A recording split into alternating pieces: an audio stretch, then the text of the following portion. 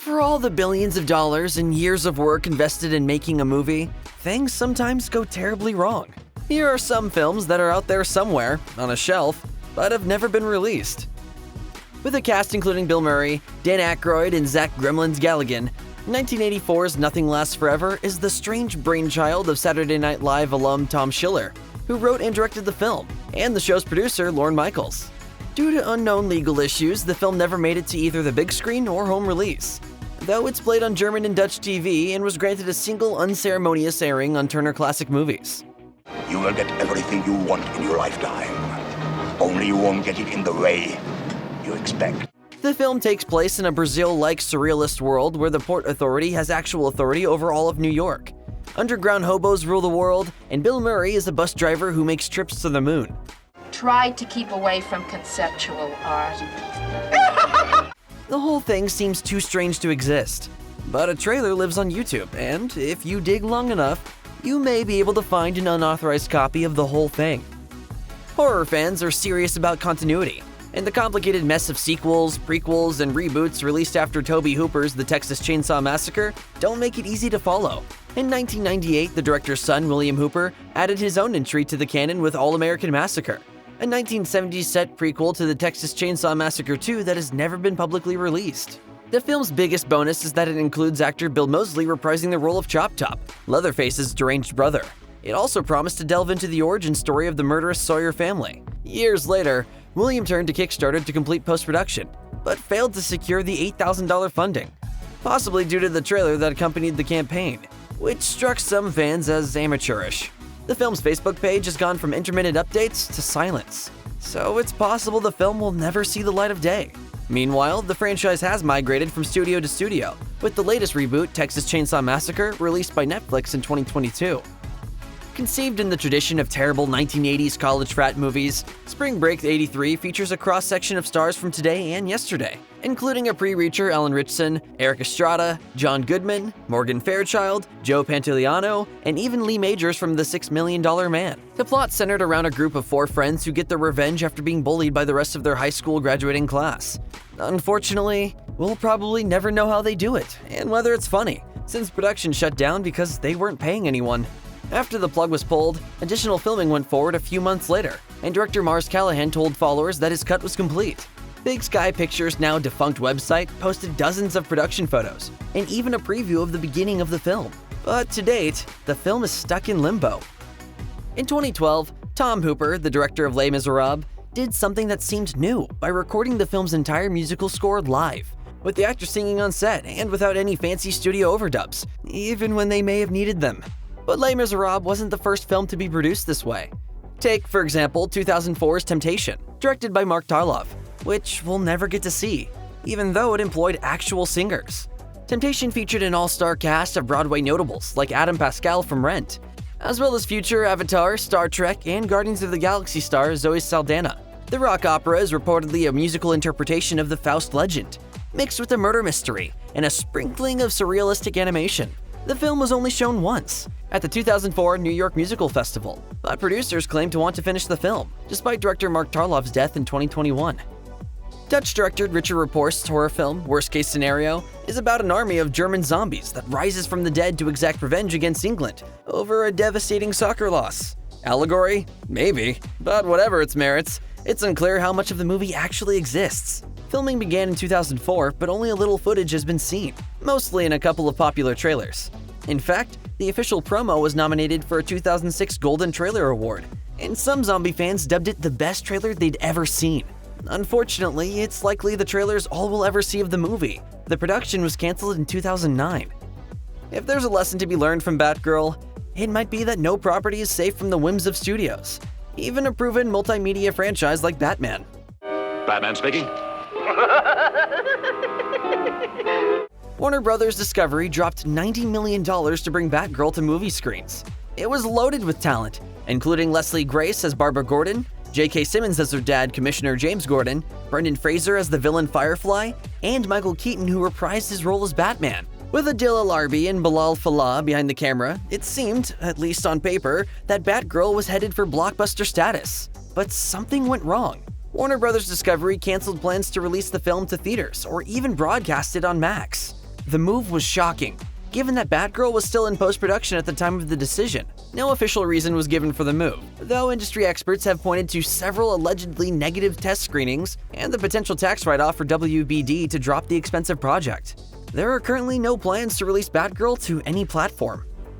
Sorry, Aaron Taylor Johnson, you aren't the first live-action incarnation of Kraven the Hunter.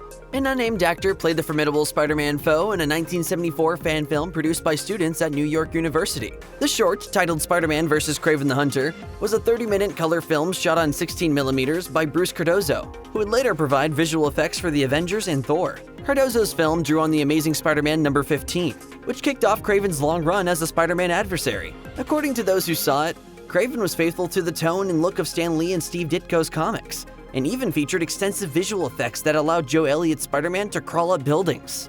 The finished product was so good, it earned a thumbs up from Stan Lee and played at comic book conventions for decades. Kraven won Marvel's support, but not its financial backing or distribution rights. As a result, the film languished in Cardozo's personal collection until his death in 2015. Reportedly, the only known copy of the film was stored on Cardozo's computer, which was destroyed around the time of his death. Currently, it exists only as a handful of screenshots. After several hits with low-budget martial arts films like Bloodsport 2, siblings and producing partners Alan and Deanne Merez set their sights on the mainstream market. They sunk $5 million into a gangster-themed comedy drama called The Good Life and hired a cast of familiar faces, including Dennis Hopper, Andrew Dice Clay, mob movie vets Frank Vincent and Tony Sirico, and Frank Stallone, who also corralled his brother Sylvester into a cameo. But the film was in trouble from the start, and after only 15 days, unions picketing the largely non-union crew shut the film down. The production was moved from Miami, Florida to Ixtapa, Mexico, where things only got worse. Titanic, which was filming nearby, ate up the local resources. Eventually, several members of the cast and crew were fired, and the water traps on a golf course location were teeming with crocodiles. Still, the Merezes finished The Good Life and released a promo reel that prominently featured Sylvester Stallone. You want to dance, you gotta pay the band. You understand? This displeased the action star and his brother, who filed back-to-back lawsuits against the producers totaling $50 million.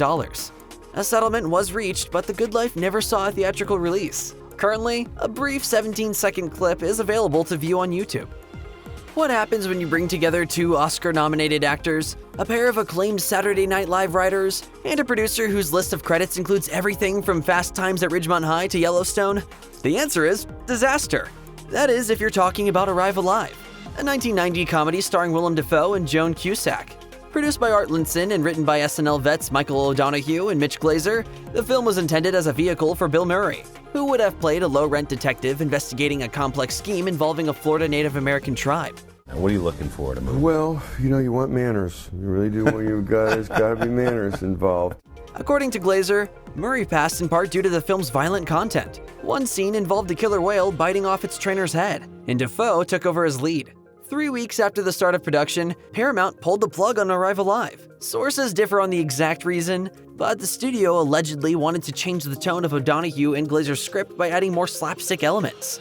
Dafoe was reportedly uncomfortable with a broader approach and left the production, leading to its cancellation. Regardless of the reason, Arrive Alive exists today only in script form, although a YouTube video claims to include 3 stills from the film. The thin line between passion project and vanity film was underscored by Chinese real estate mogul John Jiang when he set to making the fantasy feature Empires of the Deep. Conceived as the start of an epic franchise like Star Wars or The Lord of the Rings, Jiang sunk the equivalent of $130 million into the film, which concerned a battle between mermaid kingdoms and a demonic warlord.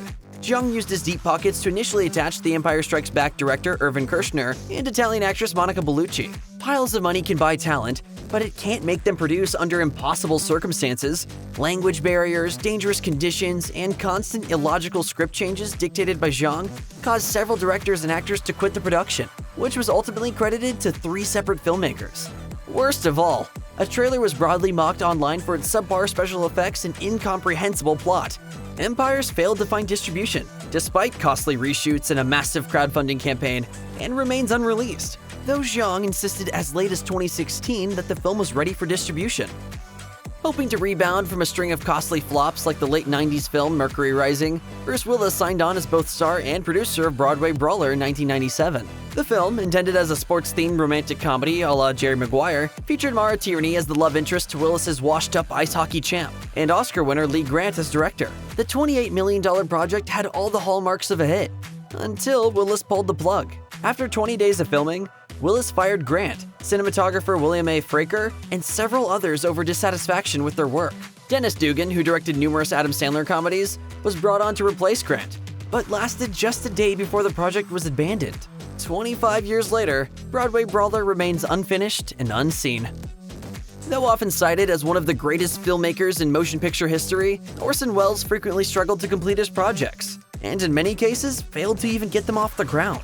His uncompromising artistic vision and mercurial personality led many financiers to withhold or pull support for his work. As a result, Welles left many unfinished projects after his death in 1985. Some, like The Other Side of the Wind, were completed by collaborators, while others, like The Deep, remain uncompleted. An adaptation of the novel Dead Calm by Charles Williams, which was made into a film with Nicole Kidman in 1989, The Deep starred Welles, Jean Moreau, and Lawrence Harvey as ocean voyagers drawn together by murder and deception.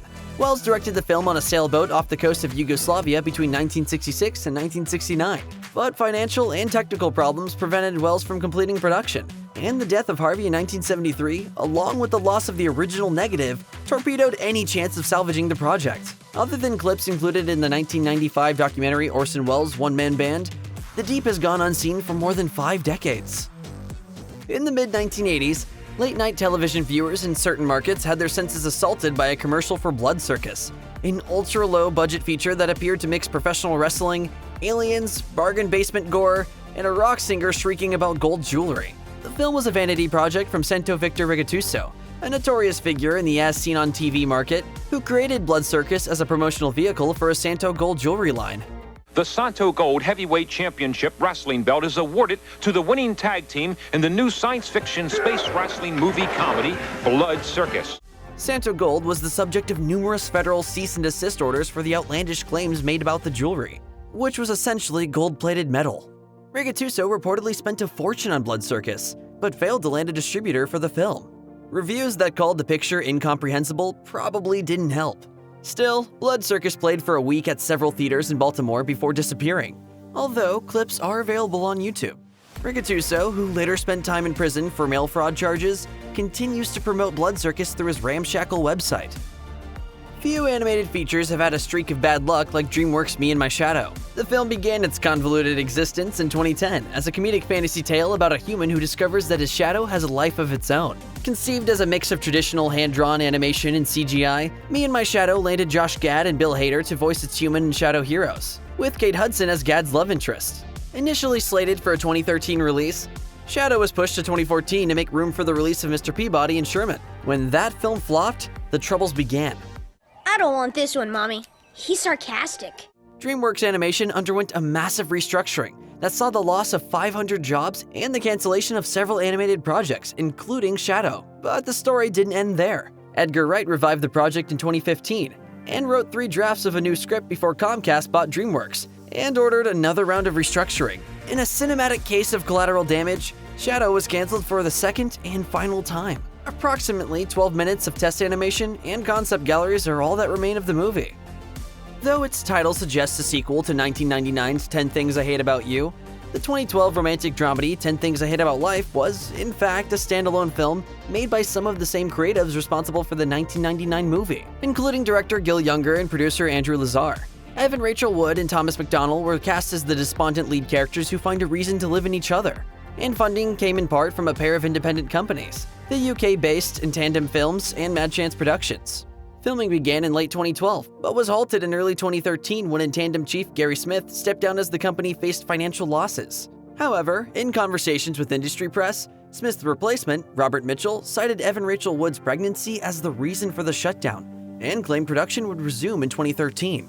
By 2014, the only active component of 10 Things I Hate About Life was a lawsuit filed against Wood by In Tandem for breach of contract after she left the film before completion. Wood fired back, saying that In Tandem had failed to pay her. The standoff resulted in the demise of the movie, which exists today only as a trailer and production photos. A 30-minute segment screened for potential investors at the American film market in 2013 appears to have disappeared without a trace, though the original screenplay surfaced online in 2022. An unlikely partnership between Jamie Foxx and Ken Jeong resulted in not one, but two unreleased feature films. Oscar winner Foxx and After Party 2 star Jeong announced an informal collaboration in 2012 that would involve each appearing in a film that the other wrote. Foxx would star in Jeong's comedy After Prom, and Jeong would co-star in Foxx's All-Star Weekend. Jeong's film appears to have vanished. There's no information about it after 2013, while All-Star Weekend was completed in 2016 and slated for a 2018 release. But the comedy, which stars Foxx and Jeremy Piven as NBA obsessives, was shelved for the indefinite future, despite having A-listers like Robert Downey Jr., Eva Longoria, and Benicio del Toro in the cast. It's possible that some of the film's humor contributed to its status. Coverage of the film noted that Downey played, quote, a Mexican in the film, while Foxx, who played multiple characters, appeared as a, quote, white racist cop. When asked about Weekend by Cinema Blend, Foxx said, "We're trying to break open those sensitive corners where people go back to laughing again." What Foxx meant by sensitive corners is unclear, but All-Star Weekend is in limbo for the time being.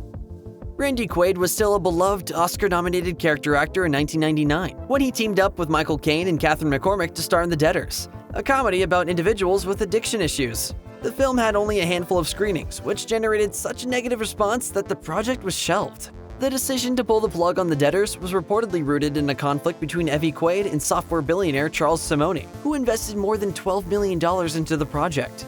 Don Big Bucks. Chance wanted me to sit in for him.